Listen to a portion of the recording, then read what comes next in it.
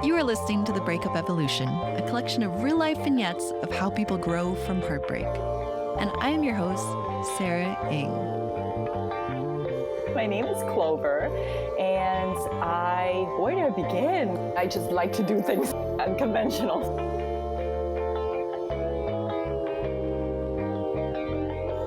When I was little, people would always call me weird. And honestly, I always took it as a compliment and didn't really pay it any mind. For one of my birthdays, I think I was 10 or something, I got a Polaroid camera, and for fun, I went around taking pictures of teachers, interviewing them, and putting together like this little book of bios. Understandably, the kids at school saw me going around interviewing people during recess, interviewing the adults, and thought this was super strange. But I relished that.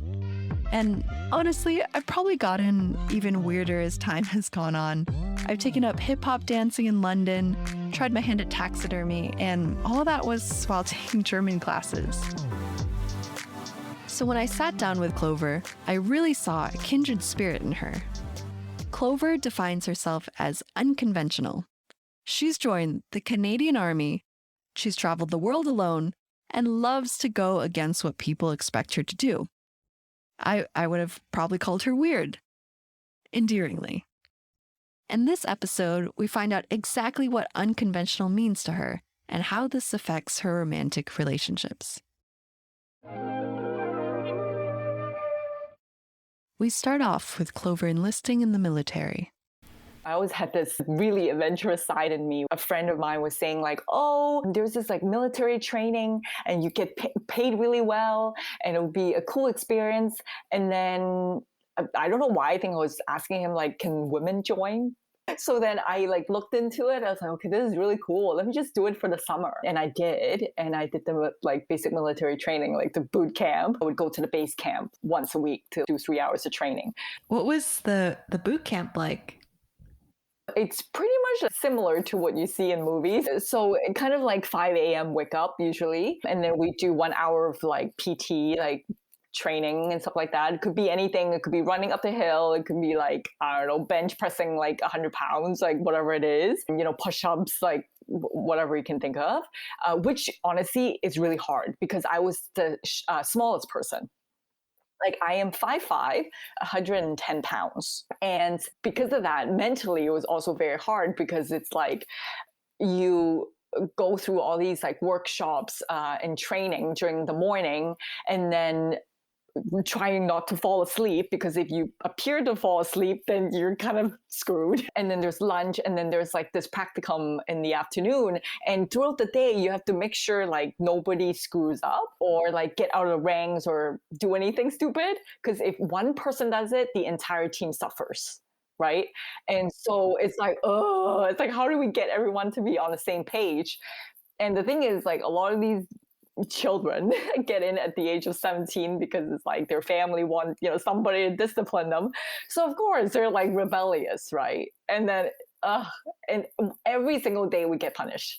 And it's like that, to me, it was hard as well to go through. And so then of course, like, it was very interesting when we're in the field where we could actually like ambush and hide in the woods and like camouflage and like be in empty buildings where we're shooting rifles and stuff, and they're real rifles but with blanks, like bullets and stuff. It was throwing grenade and using machine gun, which, I mean, in hindsight it was super cool, but during the training though it was really hard. But I'm just so proud of myself for finishing it because it's like the hardest thing I've ever done in my life, physically, mentally, in every single way. All this while, Clover's parents are kind of like her cheerleaders. My parents are interesting. They actually don't really force me to do anything. I was in the military. They were okay with that, which is kind of different for an Asian female. After a year of being in the army, getting little sleep, and keeping those unruly teenagers in check, Clover decides it's time to change it up. She applies to be a flight attendant at Air Canada. I got into being a flight attendant, and my dad actually told me not to finish university. He was like, it's a waste of time and energy. you're set. Like you basically got the job of your dreams. It's suited for your personality. Go for it. Like don't waste time. And meanwhile, I'm the one who was like, no, no, no, dad, I'm going to actually finish this as a backup. You never know. And so it's very like backwards to what traditional Asian parents would teach. You mentioned that your dad was like, this is the perfect job for your personality. What do you think it was that made it a good fit? I like variety. I like variety a lot. And I don't like structure, kind of like this freedom loving value. Every single flight is different with who I work with. So I literally have to adapt to their style every single time. Right? Even though it's like the same job, but it's like, okay, this person might be slower on this beverage, don't rush them. But this other person might be very fast on this trolley, then it's like, okay, I'll adjust my speed according to it. And so I have this instinctive thing where I can just like go back and forth. Even with languages, sometimes I have to speak three languages in like one row. Right, like Cantonese, Mandarin, English. It's like there's three different passengers, and so he saw that, and I also like just gravitate towards people as well. And because of that, I'm always very friendly. And so he saw that, okay, this is like so you, and you're gonna be happy doing that. And so I'm just so grateful that he gave me that support, to be honest. And meanwhile, all my classmates at the time was against it. It was actually the flip, like the reverse, where usually your peers are the ones who support you. But no, in this case, my dad supported me and everyone else didn't. And because I had like, that, I was able to make the decision of like, okay, I'm going to take that scary step of leaving school.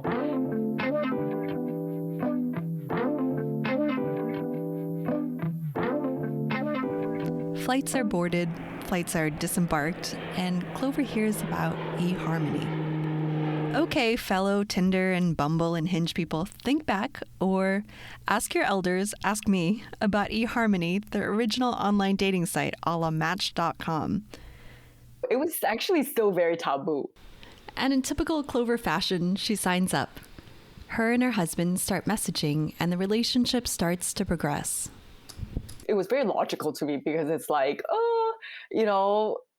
you're looking at your must-haves and your deal breakers, and like it just makes sense logically, right?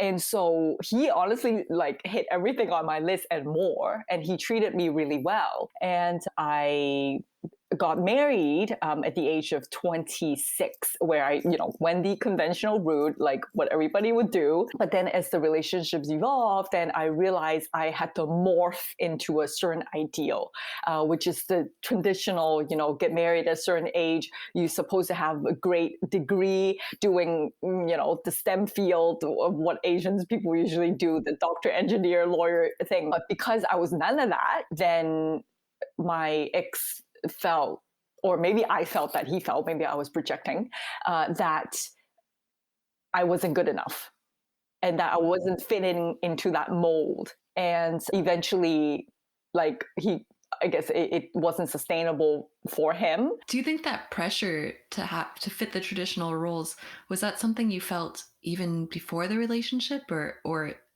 specifically when you were in it? I think specifically when I was in this relationship, because before that, I never had that restriction. Then when I went into relationship thinking that, he's actually doing great things for me though. So whatever, I guess, advice and opinions that he had at the time was because he want, the best family that we can create together. And in order to do that, then I have to change myself into a certain ideal. Right. And when I didn't fit that ideal, then he was like, okay, maybe you're not the right person for me. How did you know at this time that there was this pressure from your husband to fit into these traditional roles? Like, how did he make that known? I guess the real issue really came when we went to Hong Kong. He actually transferred there for work.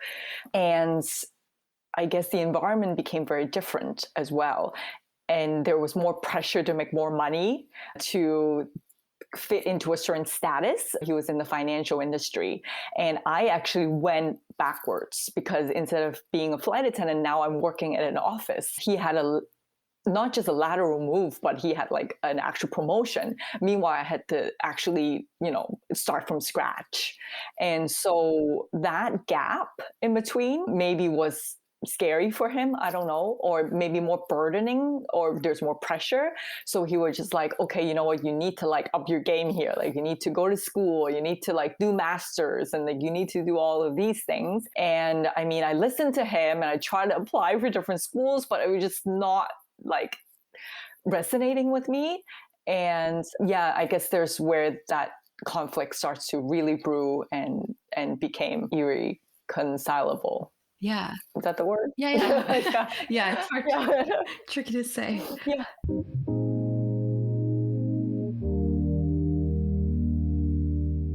How did it get to the point where you were with someone who wasn't really seeing that part of you? Do you think he ever was initially drawn to that unconventional side? That's a really good question. He was from Taiwan. I think he was drawn to it at the beginning, but then I think his personality was more alpha. There's that culture of like men, I guess, a little bit more alpha, comparing to like the Cantonese culture where the women can be a little bit stronger. So yeah, there's like some subtle nuance there as well. And because I'm very flexible as a person, like I'm a Gemini, if that says anything, very adaptable. And so then I could actually go either way. But sometimes the drawback is like you lose yourself. We just drifted in the direction of what he wanted, and not what I wanted, but without me even realizing that. Because I already adapted so much to his lifestyle and him that I did not realize I lost myself. I think like my biggest thing is like, because I'm such like a chameleon, sometimes it's hard for me to know my identity. And that's where like the unconventional part comes in as well. It's like, I don't even know, I can't even expect what I'm going to do next. Depending on my environment, I literally morph into it. So sometimes like I need to stop beating myself up for not even knowing an identity. And I guess my identity is a chameleon. It's to be able to just be whatever I need to be in that moment, and that's okay too. And then basically I was kind of not forced, but he was like, okay, let's get a divorce. And I was just like, no. But at the same time, I don't beg ever. So it's like, well, there's nothing I can do about this. Like, if you don't want this, I'm not going to be like dragging his feet. And we, separated when I was 30. And that really was still a shock to me. Do you think there was a part of you that could have morphed or put yourself into the expectations that he had? Like, do you think that you would have been okay with it? That's the thing. Like, I think there was a lot of resistance. Like, there were lots of conversations where it's like, okay, I would try to do it. I was trying to morph into it, but it wasn't really exciting me. And I felt kind of shame for it, for not being excited about the things that he was excited. So you're right. It's kind of like, is it truly me aligning myself and being happy for being a chameleon and adapting to him? So that didn't work out. And even though, like, I mean, I thought I was like, totally fine as a person, but you cannot stay in a relationship where you don't feel completely accepted, where you're just adapting to people. Yeah. But that's in hindsight, I have to say. Like, when I was in it, like, I totally did not know that, but it took me years to come to that conclusion and awareness.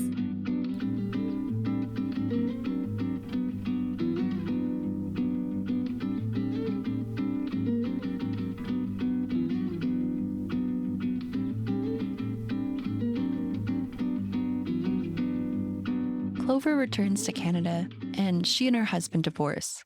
He stays in Asia, and she goes back to what she really enjoyed before.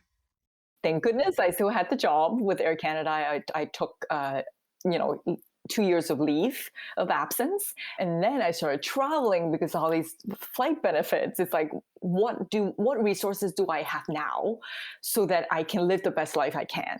Right. And so I started traveling so much to a point I was home only 5 days a month. And because, the scheduling that we can create as well, I could actually just work 10 days a month and call it like a full-time job. And the flight benefits were, really great as well. So that afforded me a lot of more perspective when I went out to explore the world, how big it is, and how small I am, how narrow-minded I had been. And so that opened up everything for me. And then from there, I met people, and then I just became, even more adventurous. I was skydiving, was cave diving with crocodiles. I was like, hiking Mount Everest base camp, things like that. And it gave me even more confidence and courage to be like, okay, this is what aligns with me, and I'm going to keep going, and no regrets. Wow, I didn't realize like all the benefits of being a flight attendant. That sounds amazing. So Wow. still worked out. Okay. How are you able to only work 10 hours a week or 10 days a month? That's amazing.